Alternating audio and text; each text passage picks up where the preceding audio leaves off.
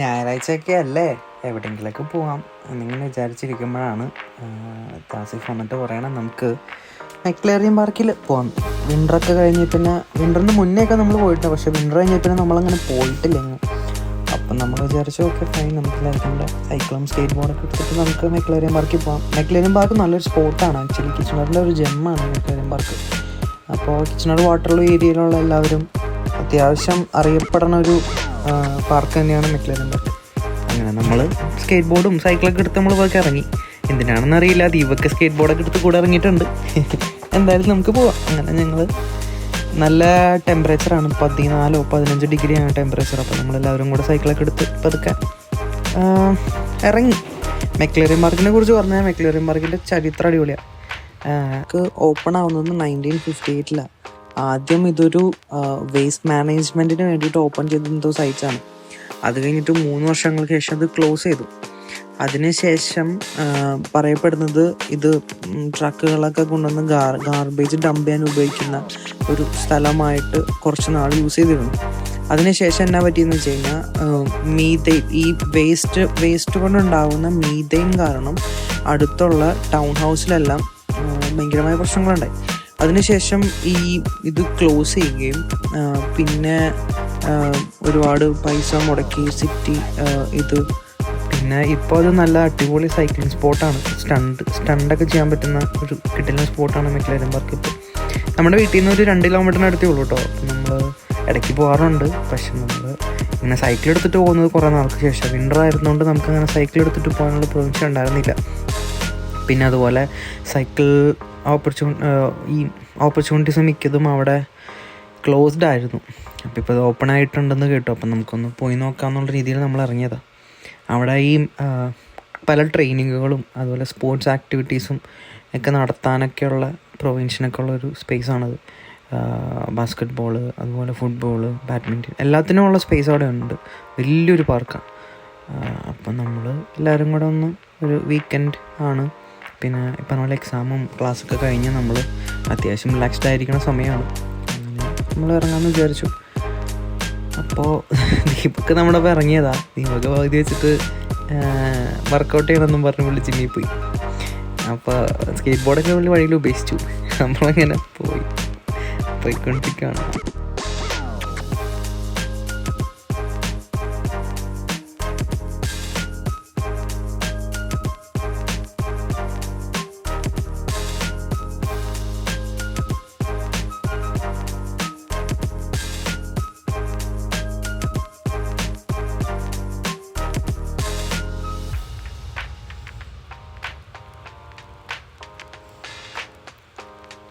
അങ്ങനെ നമ്മളങ്ങനെ പാർക്കിലേക്ക് എത്തിക്കൊണ്ടിരിക്കുകയാണ്.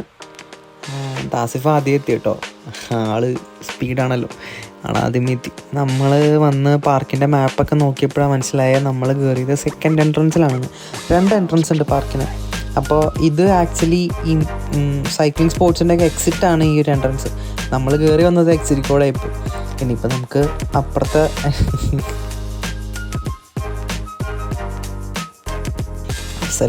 ആദ്യമേ ഗിയറൊക്കെ ഇട്ട് ആള് മെയിൻ എൻട്രൻസിലേക്കുള്ള പോക്കാണ് അഫ്സലിൻ്റെ. അങ്ങനെ തൊട്ടപ്പുറത്ത് തന്നെയാണ് മെയിൻ എൻട്രൻസ്. അപ്പോൾ മെയിൻ എൻട്രൻസ് കൂടെ ആണ് ആക്ച്വലി സൈക്ലിംഗ് സ്പോർട്സ് സൈക്ലിംഗ് ആക്ടിവിറ്റീസിൻ്റെ ഒരു ബിഗിനിങ്.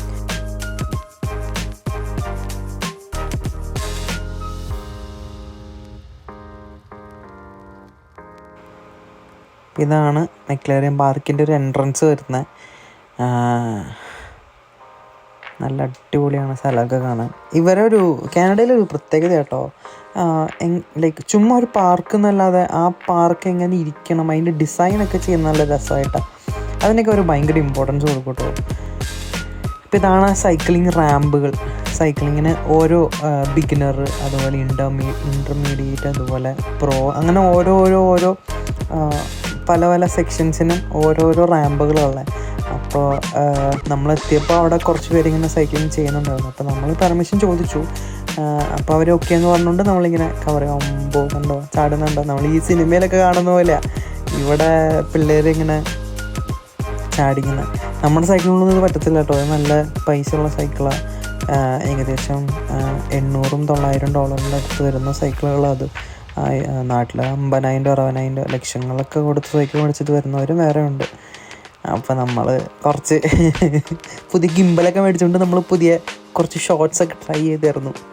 അങ്ങേര് നല്ല കമ്പനിയായിരുന്നു. അപ്പോൾ നമ്മൾ അങ്ങേരുടെ അടുത്ത് വർത്താനം പറഞ്ഞു. അപ്പോൾ അങ്ങേര് പറഞ്ഞത് ഏകദേശം 1-1.5 വർഷമായിട്ട് ആൾ പ്രാക്ടീസ് ചെയ്യുന്നുണ്ട്. പിന്നെ വിൻ്റർ ആയതുകൊണ്ട് ആൾ വലിയ രീതിയിൽ ചെയ്യാറില്ലായിരുന്നു. പിന്നെ ഇപ്പോഴാണ് ഈ പാർക്ക് ഓപ്പൺ ആയത്. അപ്പോൾ ഇപ്പം നമ്മൾ ഒന്നും കൂടെ പ്രാക്ടീസൊക്കെ തുടങ്ങിയെന്നാണ് ആൾ പറഞ്ഞത്. ആൾ നല്ല അടിപൊളിയായിട്ട് ജമ്പ് ചെയ്യിപ്പിക്കുന്നുണ്ടായിരുന്നു.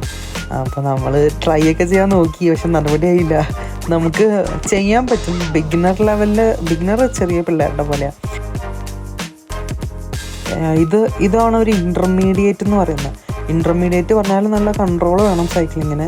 അപ്പോൾ താസിഫ് അഫ്സലും ട്രൈ ചെയ്യാൻ പോയിട്ടുണ്ട്. നമുക്ക് ചാടിക്കാനൊക്കെ ഇച്ചിരി കൺട്രോൾ വേണമെങ്കിലും കൊണ്ടുപോകാൻ രസമായിട്ട് പറ്റും. അങ്ങനെ നമുക്ക് നല്ല രസമാണ്. അവരിങ്ങനെ റോളർ കോസ്റ്റർ ഫീലാണ് നമുക്ക് ശരിക്കും ചാടിച്ച് കൊണ്ടുവരാനൊക്കെ. പിന്നെ ഈ മണ്ണൊന്നും ഇവർ ലെവൽ ചെയ്തിട്ടില്ല. ആക്ച്വലി ഇത് സീസൺ തുടങ്ങുമ്പോൾ അവർ മണ്ണൊക്കെ ലെവൽ ചെയ്ത് നല്ല രീതിയിൽ നമുക്ക് ഒരു ഗെയിംസ് ആക്ടിവിറ്റീസിലേക്ക് ചെയ്യാൻ പറ്റുന്ന രീതിയിൽ നമുക്ക് അവർ സെറ്റാക്കി തരും. അതൊക്കെ സിറ്റിയാണ് ചെയ്യുന്നത്. അതിനൊക്കെ ഇവിടെ ഓരോരോ ടീമുകൾ അതിനുവേണ്ടി വർക്ക് ചെയ്യുന്നവരൊക്കെ ഉണ്ട്. അതൊക്കെ അടിപൊളിയാണ് ഇവിടെ. അപ്പോൾ നമ്മൾ കുറച്ച് നേരമൊക്കെ സൈക്കിളൊക്കെ ചവിട്ടി കളിച്ചു കേട്ടോ, രസമായിരുന്നു. പിന്നെ നമ്മൾ മുകളിലേക്ക് കയറി. പതുക്കെ മെക്ലറിൻ പാർക്കിൻ്റെ മുകളിലുള്ള വ്യൂ നല്ല അടിപൊളിയാണ്. നമുക്ക് ആ ഒരു കിച്ചണർ ഹാർട്ടിലിരിക്കുന്നതായതുകൊണ്ട് കിച്ചണർ ചുറ്റും നമുക്ക് ഇങ്ങനെ ഒരു പോയിൻ്റ് ഓഫ് ഒന്ന് കാണാം, ശരിക്കും കാണാം. അപ്പോൾ നമുക്ക് താഴേക്ക് നോക്കിക്കഴിഞ്ഞാൽ ഓരോരോ സ്പോർട്സ് ആക്ടിവിറ്റീസ് ചെയ്യുന്ന ആൾക്കാരും, പിന്നെ അതുപോലെ ക്രിക്കറ്റ് കളിക്കുന്നവരും ഫുട്ബോൾ കളിക്കുന്നവരും, പിള്ളേർക്കൊക്കെ ഭയങ്കര സന്തോഷമാണ്. കാര്യം ഇത്ര നാൾ വിൻ്റർ ആയിരുന്നു, എല്ലാം ക്ലോസ്ഡ് ആയിരുന്നു, പുറം ലോകം കണ്ടിട്ടില്ല. പുറത്തിറങ്ങാമെന്ന് പറഞ്ഞാലും തണുപ്പും കാര്യങ്ങളൊക്കെയാണ്. അപ്പോൾ അതൊക്കെ ഒന്ന് ഒതുങ്ങി ടെമ്പറേച്ചറൊക്കെ ഒന്ന് സെറ്റായി വന്നതായതുകൊണ്ട് എല്ലാവർക്കും ഭയങ്കര ആവേശമാണ് കളിക്കാനൊക്കെ. പിള്ളേർ ഔട്ട്ഡോർ സ്പോർട്സൊക്കെ ഭയങ്കര ഇഷ്ടപ്പെടുന്ന ആൾക്കാർ വരും.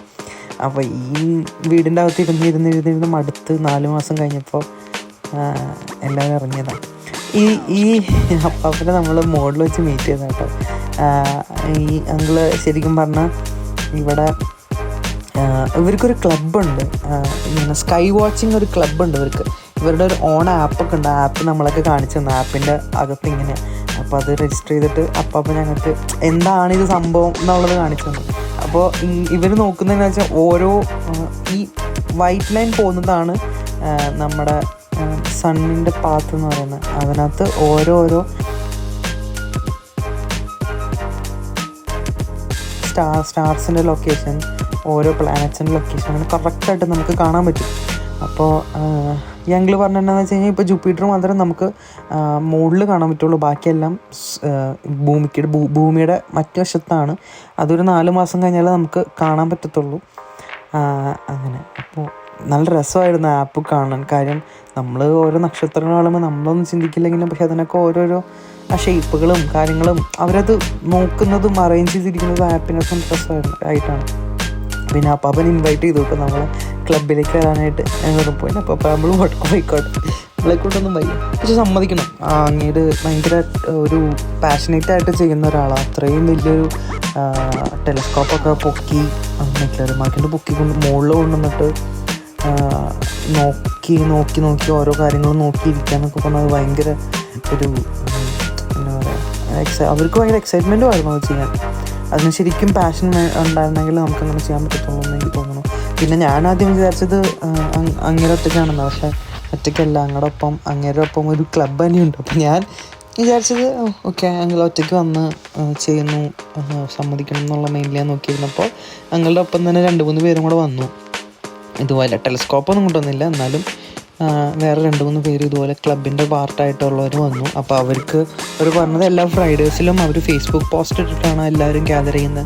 അങ്ങനൊരു എൻ്റെ അടുത്ത് പറഞ്ഞു. പക്ഷേ ശരിക്കും എനിക്കത് ഇൻട്രസ്റ്റിംഗ് ആയിട്ട് തോന്നി. നമ്മുടെ നാട്ടിലൊന്നും ഇത്രയും ഒരു എഫേർട്ട് എടുത്ത് ഒന്നിനും വേണ്ടി ചെയ്യുന്ന എനിക്ക് തോന്നുന്നില്ല. അപ്പം അങ്ങനെ നമ്മൾ ഈ ജേണി അവസാനിപ്പിച്ച് നമ്മൾ പതുക്കെ തിരിച്ച് വീട്ടിലേക്ക് എത്തി ഗൈസ്.